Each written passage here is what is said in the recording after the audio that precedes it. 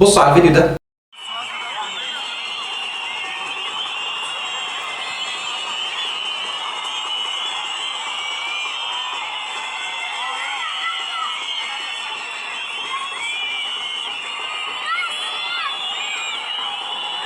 زي ما شفنا في الفيديو ده، الشناوي بيقول حاجه ليوسف ايمن في المباراه الافتتاحيه في الدوري للاهلي قدام سيراميكا كليوباترا.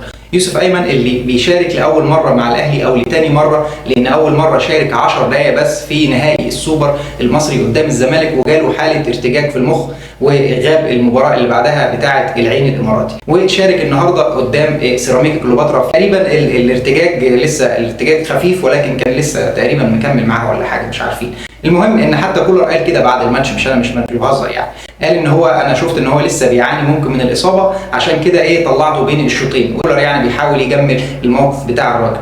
ده خلاني ارجع اشوف الاخبار اللي اتقالت ساعه ما الاهلي يتعاقد مع يوسف ايمن. الاهلي لما تعاقد مع يوسف ايمن كان عامل حمله دعائيه كبيره، كان في تطبيق اعلامي بصراحه كتير يعني، وكان في تلميع كده رهيب للراجل، وانتشرت اخبار ساعتها ان كولر مش موافق على يوسف ايمن ومش مرحب بضم يوسف ايمن لدفاع النادي الاهلي، وشايف ان هو مدافع محلي ما يحسبش محترف، ويمكن مدافع محلي ودكه كمان. وانتشرت الاخبار دي ساعتها ان اداره الاهلي هي اللي تعاقدت معاه، بالرغم عن ان كولر كان رافض الصفقه دي. النهارده ما نقدرش نحكم في ماتش، في اول ماتش ليوسف ايمن في المشاركه، ولكن بان لنا مستوى يوسف ايمن اللي كان كولر دايما مش حريص انه يلاعب يوسف ايمن، وكان بيقعده على الدكه على طول، حتى لما يكون ياسر ابراهيم مش في مستواه واشرف داري اللي على طول مصاب، فكان بيشارك طبعا ياسر ابراهيم الى جنب رامي ربيعه. ولكن كولر النهارده لما اتزنق وكان عندنا ياسر ابراهيم مصاب وكمان اشرف داري مصاب، مفيش غير رامي ربيعه، فاضطر ان هو يشارك يوسف ايمن 45 دقيقه كامله. يوسف ايمن لم تظهر له بصمه واضحه ولا لمسه كويسه للكوره، فعشان كده كولر بين الشوطين راح مطلع يوسف ايمن ومنزل